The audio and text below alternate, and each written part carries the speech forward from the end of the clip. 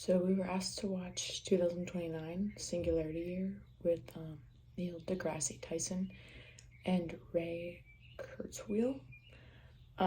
Neil deGrasse Tyson is the Star Talk radio host, and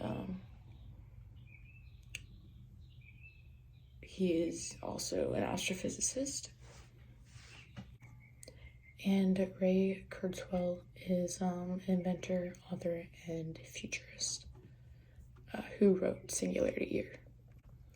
They talk about how by 2029, computers will have the emotional and spiritual intelligence of human beings. Ray Kurzweil also talks about expanding the size of our neocortex, which could include communicating with one another on a deeper level and possibly having information pre-downloaded in our memories. The two discuss how we have a linear thought process or way of predicting the future when we need to be thinking exponentially about the future in particular. And I have to tip my hat to Ray Kurzweil because Neil deGrasse is kind of being rude, and he doesn't really seem to take to it. We were also asked to watch another YouTube video called "Can We Apply Human Ethics to Robots?" Ethics is gradually getting more and more important when it comes to robots, especially autonomous robots, because they are tasked with making their own decisions and they don't rely on humans all the time.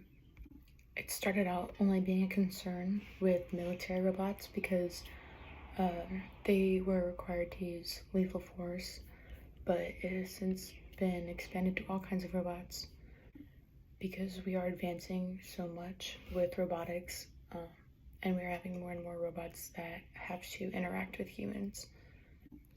According to the 2017 World Robot Statistics, in 2016 there were 74 robot units per 10,000 employees, and that is the new average global robot density.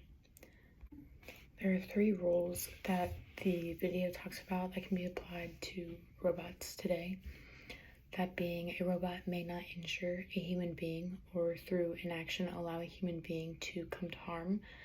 2, a robot must obey the orders given to it by human beings except where such orders would conflict with the first law. And 3, a robot must protect its own existence as long as such protection does not conflict with the first or second law.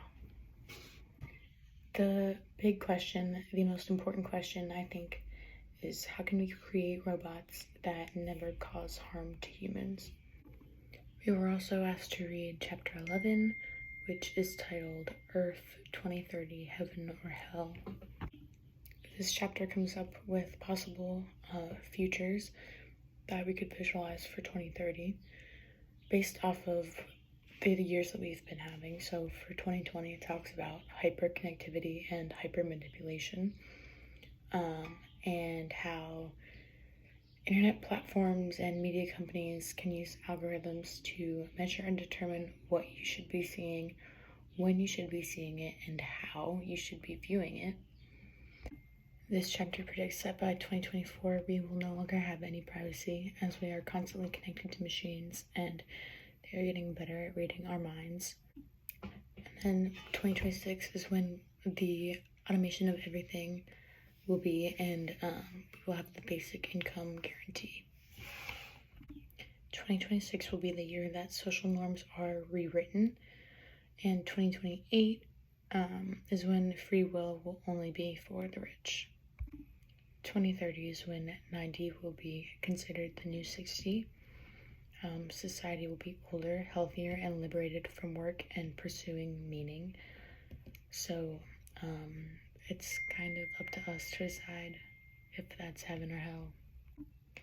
And then in chapter 12, it's called Decision Time, and it says it's time to choose your team.